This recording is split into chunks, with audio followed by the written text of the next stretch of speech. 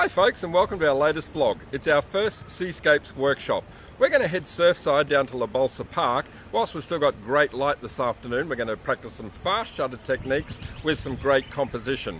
Then, as we start to lose a bit of light and we head into the golden hour, we're going to start to change our techniques. We're going to start to take an approach where we'll use long exposures, and what we're going to use is the water as a dynamic foreground, and that should be a great afternoon.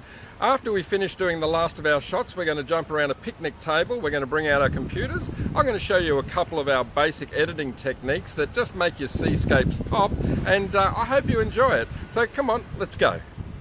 When we first get to La Balsa Park, my idea is to walk around the point and get to where the surf is actually hitting the rocks. So the shot that I'd like to get is Mooloolaba anchoring the background of that image, and the waves with a fast shutter speed, freezing the action in the foreground. So folks, here's the very first exercise that we're going to attempt today. I'll just get you to watch this larger of the waves coming through, which is about every fifth or sixth wave, by the way, folks. That's what we want. We want that action.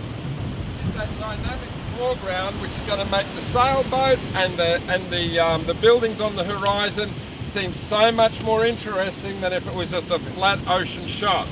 So let's talk about a few of the camera settings that are going to help us capture the water spray, yet also still allow us to see the detail in the background.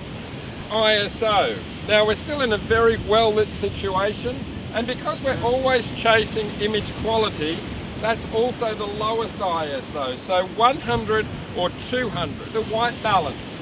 At the moment, the white balance is kind of insignificant. I'm going to shoot with automatic white balance because all it's going to do is give me a true and correct colour for here. But what I want you to be aware of is as the afternoon starts to drag on, we're going to head into what we call the golden hour, where the ambient light is going to change. It's going to start hopefully to become a little bit more pink, or a little bit more orange, or a little bit more yellow, and we definitely want that. I just want you to remember at that stage, when you start to see that happen, go, gosh, hang on a minute, the reason my camera's not capturing it is because automatic white balance is detecting the yellow in the scene and creating a blue filter to cancel it.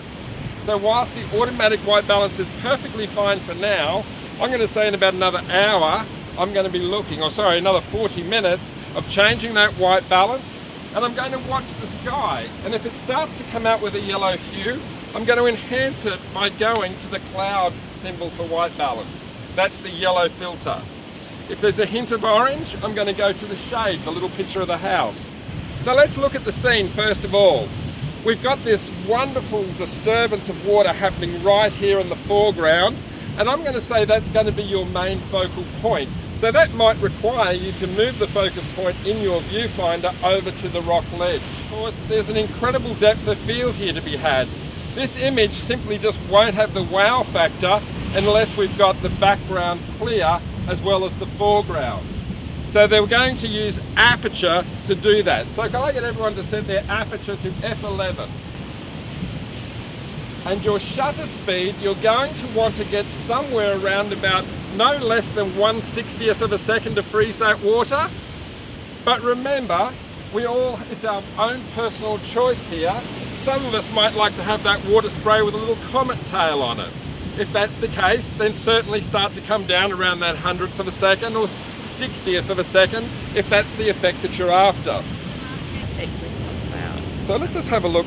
The compression is really the magic here. Do you see at our widest angle, those buildings? They're just too insignificant to even worry about. It's hardly worth walking all this way out just to take advantage of them. But you watch what happens as I start to magnify the image. See how the buildings are starting to become so much more prominent in it now? Yeah. So you've got to have those buildings there of some significance, because that anchors at the background. Yeah. And then of course the exciting part of this image is going to be right here. Yep. So I'm going to focus the camera down on that area, the rocky area.